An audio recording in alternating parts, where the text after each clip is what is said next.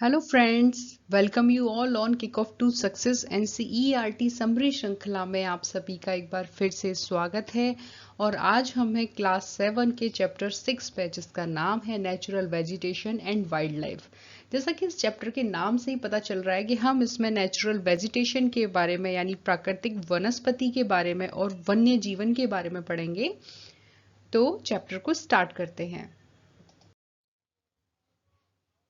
Chapter को हम start करते हैं तो देखिए, इस चैप्टर में हम सबसे पहले ये पढ़ेंगे कि प्राकृतिक वनस्पति कितने प्रकार की होती है और जो उसके मुख्यतः तीन प्रकार हैं, वन, घास स्थल और कांटेदार झाड़ियां। उनके अंतर्गत कौन कौन से वन्य जीव आते हैं और उनमें कौन कौन से वन पाए जाते हैं। तो देखिए, सबसे पहले हम देखते हैं कि स्थल की ऊंचाई एवं वनस्पति की विशेषताएं एक दूसरे से संबंधित हैं। इस लाइन ने चैप्टर का आधा भाग आपको बता दिया है कि ऊंचाई और वनस्पति जैसी होंगी वैसी ही वनस्पति पाई जाएगी। अगर हम मैदानी क्षेत्रों की बात करते हैं, गंगा का विशाल मैदान ही ले लीजिए, तो वहां पर जो वृक्ष पाए जाएंगे वह नीम, पीपल, सागवान जैसे होंगे। और वहीं हम वनस्पति के अलावा कृषि की बात करते हैं मैदानी क्षेत्रों की, तो यहाँ पर चावल, गेहूं, गन्ना आदि की कृषि की जाती है। अगर हम हिमालय की या फिर ऊंचे पहाड़ी प्रदेशों की बात करते हैं तो वहां पर जो वृक्ष पाए जाते हैं वह शीतोष्ण कटिबंधीय होते हैं।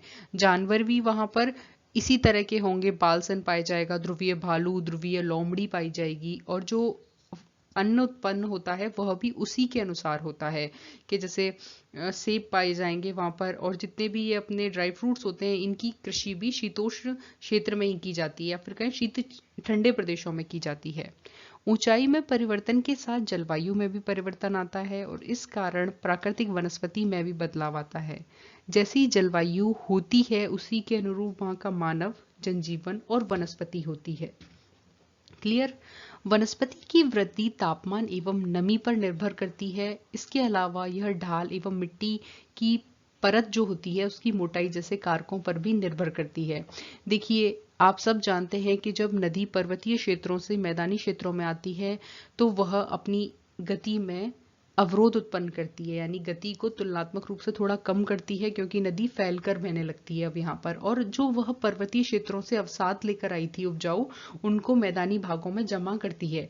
तो मैदानी भागों में जो मिट्टी की मोटाई है वह ज्यादा पाई जाती है। वहीं हम पर्वतीय क्षेत्रों की बात करें तो पर्वतीय क्षेत्रों पर जब नदी होती है या कोई भी जलराशि है वह उतर रही होती है तो अपर्दन करती हुई चलती है। फलस्वरूप अपने साथ मिट्टी, छोटे कंकड़ और छोटी मोटी वनस्पति जो होती है उसे बहाकर लाती है। फलस्वरूप पर्वतीय क्षेत्रों पर जो मृदा का संस्तर है या फिर मृदा की मोटाई है वह कम मिलती है। इन घटकों के अंतर के कारण किसी भी स्थान की प्राकृतिक वनस्पति की सघनता एवं प्रकार में भी परिवर्तन होता है। आमतौर पर प्राकृतिक वनस्पति को तीन मुख्य श्रेणियों में वर्गीकृत किया जाता है: वन, घास स्थल और कांटेदार झाड़ियां। अब सबसे पहले हम बात करते हैं वन की, जो वृक्षों के लिए उपयुक्त तापमान एवं परिपूर्ण वर्षा वाले क्षेत्र में उगते हैं। देखिए, ये जो है वह वनों की एक इमेज लगाई हुई है। तो कितनी हरियाली है, पेड़ों की ऊंचाई आप देखिए, पत्तियों की सघनता देखिए, तो ऐसा कुछ होता है वन, फॉरेस्ट। इन कारकों के आधार पर सघन एवं खुले वन विकसित होते हैं। दूसरा हम देखते हैं घास स्थल, मध्यम वर्षा वाले क्षेत्र में विकसित होते हैं। तो देखिए, यहाँ पर जो घास है वो कम ऊंचाई की रह जाएगी और सघनता बनी रहती है। वहीं हम थर्ड बात करते हैं कांटेदार झाड़ियों की, तो ये इसका डायग्राम है। कांटेदार झाड़ एवं झाड़ियां केवल शुष्क क्षेत्रों में पैदा होते हैं। तो बिल्कुल मरुस्थलीय क्षेत्रों में कम वर्षा के कारण पत्तियां कांटों के रूप में परिवर्तित हो जाती हैं और बाष्पोत्सर्जन को नियंत्रित करने की कोशिश करती हैं। तो ये है वनस्पति का सामान्य वर्गीकरण: वन, घास स्थल और कांटेदार झाड़ियां। प्राकृतिक वनस्पति में परिवर्तन का प्रमुख कारण जलवायु में होने वाला बदलाव है। देखिए, ये चीज हमने अभी समझी और फिर से एक बार समझते हैं कि जैसी जलवायु होती है उसी तरह से प्राकृतिक वनस्पति खुद को परिवर्तित कर लेती है। उष्ण कटिबंधीय क्षेत्रों की बात करें तो वहां पर सूर्य की किरणें सीधी पड़ती हैं। वहां पर जिन क्षेत्रों में ज्यादा वर्षात होगी वहां पर उस तरह की वनस्पति पाई जाएगी, सदाबहार।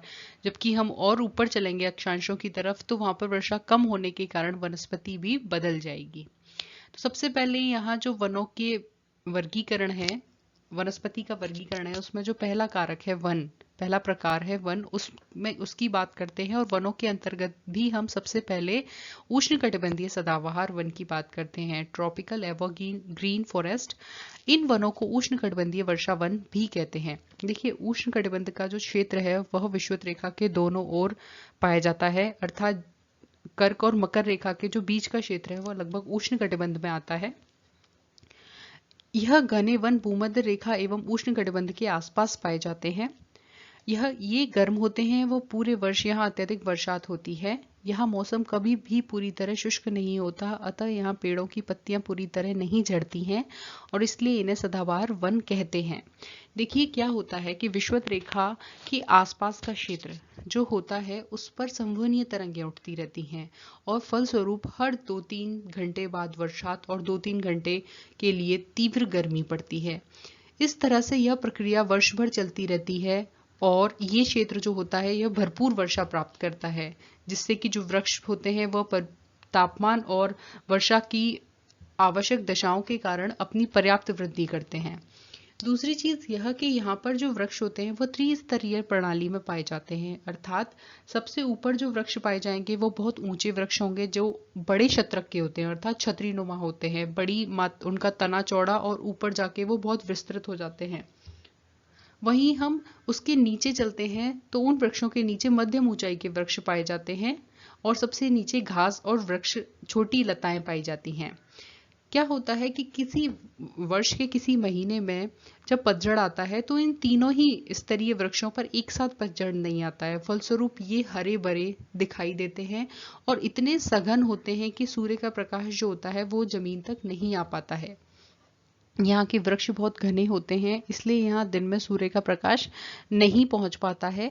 आमतौर पर यहाँ दृढ़ काष्ठ जैसे रोजवुड, आबूनस और महोगनी आदि वृक्ष पाए जाते हैं। ये जो आबूनस है इसे यहाँ आबनूस इसलिए लिखा है क्योंकि एनसीईआरटी में लिखा हुआ है और कई जगह और लिखा मिल जाता है, लेकिन अपन लोग इसे सामान्य भाषा में आबूनस बोलते हैं, तो ये वही है, आपको कंफ्यूज नहीं होना है। एक इम्पॉर्टेंट फैक्ट भी आपके साथ शेयर किया है एनसीईआरटी ने। एनाकोंडा जो है वह एक सांप की प्रजाति है, विश्व का सबसे बड़ा सांप है और उष्णकटिबंधीय वर्षा वन में पाया जाता है। यह मगर जैसे बड़े जानवर को खा सकता है। देखिए यह डायग्राम जो है, ये जो चित्र मैंने लिया है ये काल्पनिक चित्र नहीं है, बाकायदा एक अखबार में प्रकाशित हुआ चित्र है जिसमें आपको एनाकोंडा की मोटाई और लंबाई का अंदाजा लगा सकते हो आप लोग। और एनाकोंडा को डिटेल से समझना है तो हॉलीवुड में एनाकोंडा मूवी बन चुकी है, जिसे आप देखें।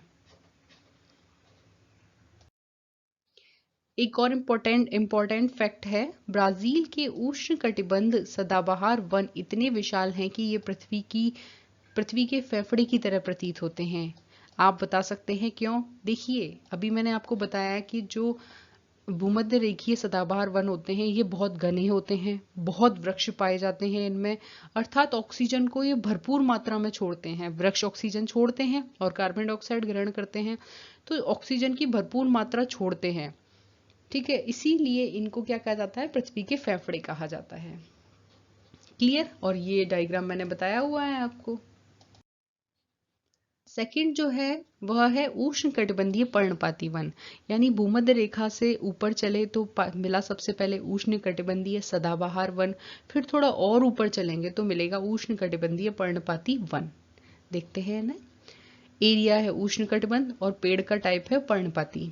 उष्णकटिबंधीय पर्णपाती वन मानसूनी वन है। क्लियर हो गया? अर्थात किसी विशेष मौसम में तो इनकी पत्तियां खिलेंगी और किसी विशेष मौसम में इनकी पत्तियां गिरेंगी। ये भारत, उत्तरी ऑस्ट्रेलिया, मध्य अमेरिका के बड़े हिस्से में पाए जाते हैं। इन क्षेत्रों में मौसमी परिवर्तन होते रहते हैं। देखिए मानसून का नाम ही मौसमी परिवर्तन है। जल संरक्षित रखने के लिए शुष्क मौसम में यहाँ की वृक्ष पत्तियां त्याग देते हैं। इन वृक्षों में पाए जाने वाले दृढ़ काष्ठ वृक्षों में साल, सागवान, नीम और शीशम है। हमने सदाबहार वन में क्या पढ़ा था? रोजवुड, आबूनस, महोगनी। अब यहाँ हम पढ़ रहे हैं पर्णपाती वन में साल, सागवान, नीम, शीशम। आपको एग्जाम्पल याद रखने हैं। ये जो वन है इनका उपयोग फर्नीचर, यातायात निर्माण सामग्री आदि बनाने के लिए होता है। इन प्रदेशों में मुख्यतः पाए जाने वाले जानवर बाघ, शेर, हाथी, गोल्डन लंगूर, बंदर आदि हैं। देखिए सबसे पहले उष्णकटिबंधीय पर्णपाती वन कुछ इस तरह होते हैं, यानी देखने में तो ये सदाबहार वन जैसे लगते हैं, लेकिन अंतर इतना है कि ये इतने घने नहीं होते हैं जितने कि सदाबहार वन होते हैं। दूसरा, वो घने बने रहते हैं, मतलब सदाबहार रहते हैं, सारे वृक्ष एक साथ पत्तियां नहीं गिराते हैं, जबकि यहाँ पर एक ही मौसम में सारे वृक्ष अपनी पत्तियां गिरा देते हैं, इसलिए इन्हें मानसूनी वन भी कह देते हैं। और जो पाए जाने वाले जानवर हैं उनमें गोल्डन लंगूर भी एक मुख्य जानवर है, जो कुछ इस तरह का दिखाई देता है। देखिए इनकी इमेज आप देखेंगे तो आपको याद रहेंगे, वरना ये एक दूसरे में कोलैप्स हो जाते हैं कि उष्णकटिबंधीय पर्णपाती के वन और जानवर सदाबहार में चले गए, सदाबहार के कहीं और चले गए। तो हम इमेज याद रखेंगे तो हमें याद रहेगा। ठीक है, नेक्स्ट हम देखते हैं शीतोष्ण सदाबहार वन। सबसे पहले पढ़ा था उष्णकटिबंधीय सदाबहार वन, फिर हम पढ़ रहे हैं शीतोष्ण सदाबहार वन। ठीक है, मतलब उष्णकटिबंधीय की दो वैरायटीज हैं, आप अपने लेवल पे क्लासिफिकेशन कीजिए, जिसमें सबसे पहले आया सदाबहार, फिर आया पर्णपाती। फिर हम चलते हैं, अगर हम कटिबंध माने तो सबसे पहले उष्ण, शीतोष्ण और शीत हो जाता है। तो अब हम शीतोष्ण कटिबंध में आते हैं, तो यहाँ भी दो प्रकार के आएंगे, शीतोष्ण सदाबहार और शीतोष्ण पर्णपाती। फिर आगे देखते हैं। अब देखिए शीतोष्ण सदाबहार में तो शीतोष्ण सदाबहार वन मध्य अक्षांश के तटीय प्रदेशों में पाए जाते हैं। ठीक है, यहाँ सामान्यतः महाद्वीपों के पूर्वी किनारों पर पाए जाते हैं। तो ये विशेष की पॉइंट है कि यह कहाँ ज्यादातर पाए जाते हैं, तो ये महाद्वीपों के पूर्वी किनारे पर ज्यादातर पाए जाते हैं, जैसे दक्षिणी पूर्वी अमेरिका, दक्षिणी चीन, दक्षिणी पूर्वी ब्राजील। यहाँ बांज, चीड़, यूकेलिप्टिस दृढ़ व मुलायम दोनों प्रकार के वृक्ष पाए जाते हैं। देखिए आप लोगों ने अमूमन यूकेलिप्टस देखा होगा, सबने अपने भारत में से पर्यावरणीय दुश्मन भी कहते हैं। चीड़ भी आपने देखा है। अब ये बांज वृक्ष ये है, वो ये है, इसको ओक जैसा होता है, अपने यहाँ ओक वृक्ष बोलते हैं ना जिसको, तो ये वही है लगभग। ठीक है, तो ये अपने हो गए शीतोष्ण सदाबहार वनस्पति। नेक्स्ट चलते हैं, तो अब देखिए शीतोष्ण का दूसरा प्रकार आ गया पर्णपाती वन। शीतोष्ण पर्णपाती वन उच्च अक्षांश की ओर बढ़ने पर अधिक शीतोष्ण पर्णपाती वन मिलते हैं। ये उत्तरी पूर्वी अमेरिका, चीन, न्यूजीलैंड, चिली, पश्चिमी यूरोप के तटीय प्रदेशों में पाए जाते हैं। ये अपनी पत्तियां शुष्क मौसम में झाड़ देते हैं। जितने भी पर्णपाती होंगे वो एक विशेष मौसम में अपनी पत्तियां झाड़ेंगे। उष्णकटिबंधीय में भी यह विशेषता थी और शीतोष्ण पर्णपाती में भी यह विशेषता है। यहाँ पाए जाने वाले वृक्ष हैं ब्रांच, ऐश, बीच, और जानवरों में हिरण, लोमड़ी, भेड़िए यहाँ के आम जानवर हैं, और फीजेट, मोनाल जैसे पक्षी यहाँ पाए जाते हैं। देखिए प्रीवियस एग्जाम्स केवीएस की हम बात करें तो ये पूछा गया था कि फ्रीजेंट और मोनाल पक्षी किस तरह के वनों में पाया जाता है, या उसका संबंध किस उससे है, वातावरण से है। तो ये शीतोष्ण कटिबंध में पाया जाता है, और ये है फ्रीजेंट, कुछ कुछ मुर्गे जैसा लगता है लेकिन कलरफुल, और ये है मोनाल पक्षी। तो आप इसको याद कर सकते हैं, जैसी भी आपको ट्रिक बनानी है याद कीजिए।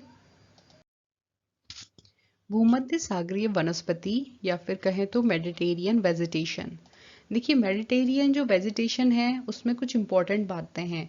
हमने महाद्वीपों के पूर्वी और उत्तरी पूर्वी भागों में पढ़ी थी शीतोष्ण सदाबहार एवं पर्णपाती वन पाए जाते हैं। अब यहाँ पर क्या है, महाद्वीपों का दूसरा किनारा हो गया पश्चिमी एवं दक्षिणी पश्चिमी किनारा। तो यहाँ पर जो वनस्पति पाई जाएगी वह है भूमध्य सागरीय वनस्पति। ठीक है, ये आपको विशेष रूप से याद रखना है। बहुत प्रश्न पूछे जाते हैं भूमध्य सागरीय वनस्पति को लेके। इस प्रकार की वनस्पति अधिकतर यूरोप, अफ्रीका का दक्षिणी जो भाग है वहां, एशिया व भूमध्य सागर के समीप वाले प्रदेशों में पाई जाती है, इसलिए इसका यह नाम पड़ा। यह वनस्पति भूमध्य सागर के बाहरी प्रदेशों जैसे संयुक्त राज्य अमेरिका में के कैलिफोर्निया, इनके इन क्षेत्रों को लेकर भी प्रश्न पूछे जाते हैं, तो इसको आप बहुत अच्छी तरह रट लें, समझ लें। दक्षिणी पश्चिमी अफ्रीका, दक्षिणी पश्चिमी अमेरिका व दक्षिणी पश्चिमी ऑस्ट्रेलिया में यह पाई जाती है। इन प्रदेशों में जो ग्रीष्म ऋतु होती है वह शुष्क होती है, यानी वर्षात नहीं होती है, जबकि जो वर्षा वाली ऋतु होती है जबकि जो शीत ऋतु होती है उसमें वर्षात होती है, यानी समर विदाउट रेन, और विंटर में यहाँ वर्षात होती है। इन क्षेत्रों में आमतौर पर संतरा, अंजीर, जैतून, अंगूर जैसे नींबू वंशीय खट्टे फल पैदा किए जाते हैं। ठीक है, लोगों ने अपनी इच्छानुसार कृषि के लिए यहाँ प्राकृतिक वनस्पति को हटाकर वन्य जीवन कम किया है। तो यहाँ जो प्राकृतिक वनस्पति थी उसे हटाया गया है, जैसा कि ये डायग्राम में दिखाया गया है, और इस तरह के सिट्रस फ्रूट्स की यहाँ कृषि की जा रही है, जिससे यहाँ के जो लोग हैं उन्हें बहुत अच्छा मुनाफा मिलता है। तो कृषि में सारी कृषि इंपॉर्टेंट है वनस्पति में, लेकिन आपको भूमध्य सागरीय वनस्पति को विशेष रूप से याद रखना है। नेक्स्ट देखते हैं, भूमध्य सागरीय वृक्ष शुष्क होते हैं, ग्रीष्म ऋतु में स्वयं को ढाल लेते हैं। इनकी मोटी छाल एवं पत्तियां वाष्पोत्सर्जन को रोकती है। भूमध्य सागरीय प्रदेशों को फलों की कृषि के कारण विश्व का फलोद्यान भी कहा जाता है।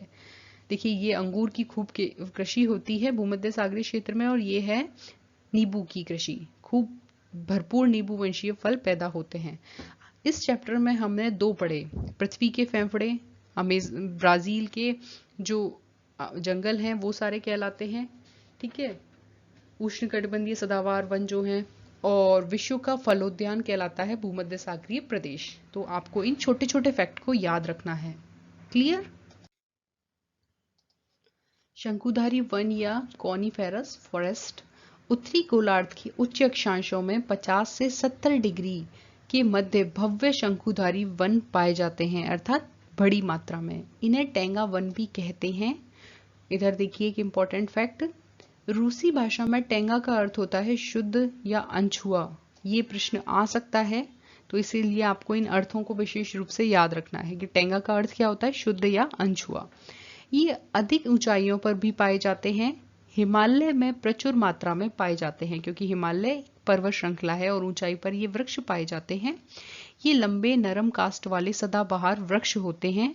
इन वृक्षों के कास्ट का उपयोग लुगदी बनाने के लिए किया जाता है, जो सामान्य तथा अखबारी कागज बनाने के काम आता है।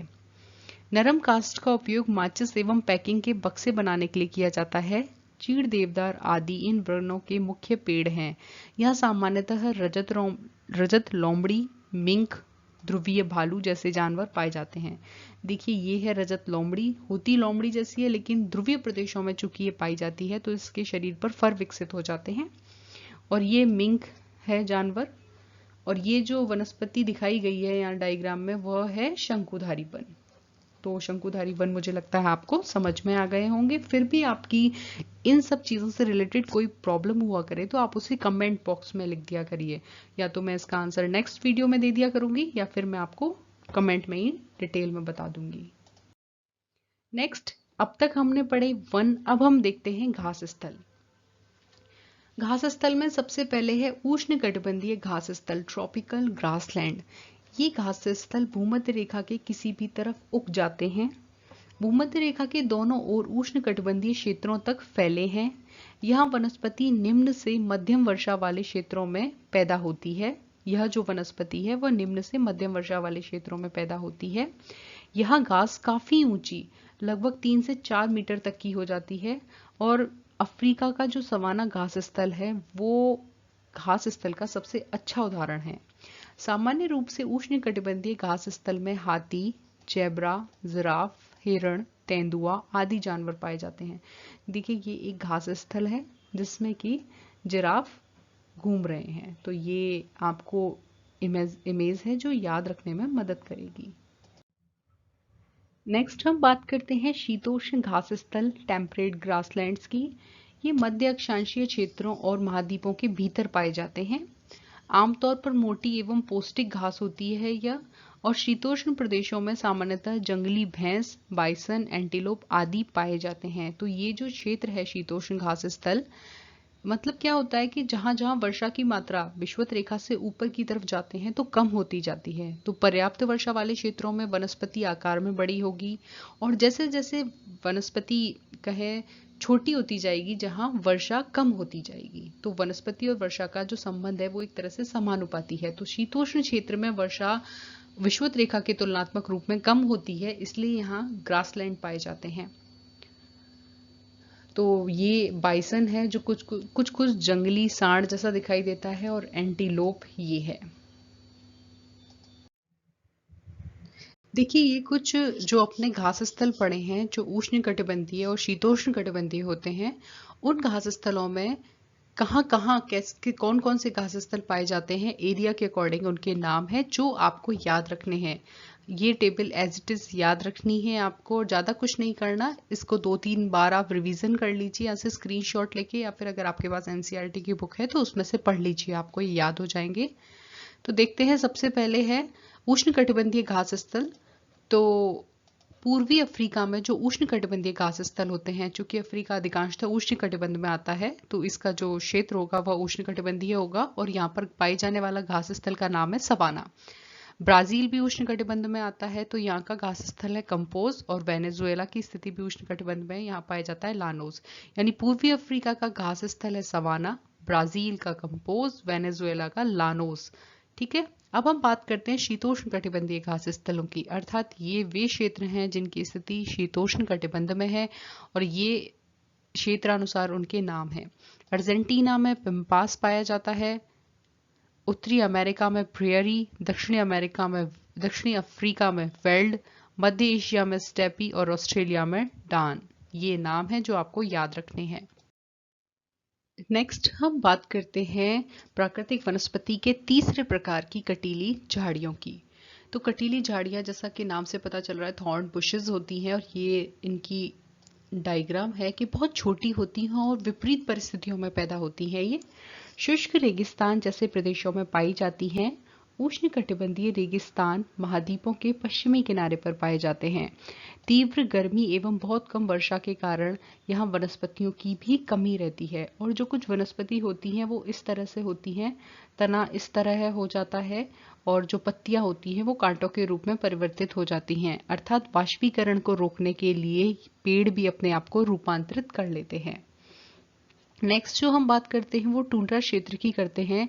ये जो क्षेत्र है टुंड्रा क्षेत्र, ध्रुवीय प्रदेशों में मिलता है। पहली बात तो ध्रुवीय, या फिर कहें कि ध्रुवीय प्रदेश को ही टुंड्रा क्षेत्र कह देते हैं। ये बहुत ठंडे होते हैं, यहाँ बहुत ही सीमित प्राकृतिक वनस्पति मिलती है, और वनस्पति के नाम पर यहाँ केवल काई, लाइकेन एवं छोटी झाड़ियां मिलती हैं, जो कि एक छोटी ग्रीष्म ऋतु होती है यहाँ पर, उसमें विकसित होती हैं, इसलिए इन्हें टुंड्रा प्रकार की वनस्पति कहा जाता है।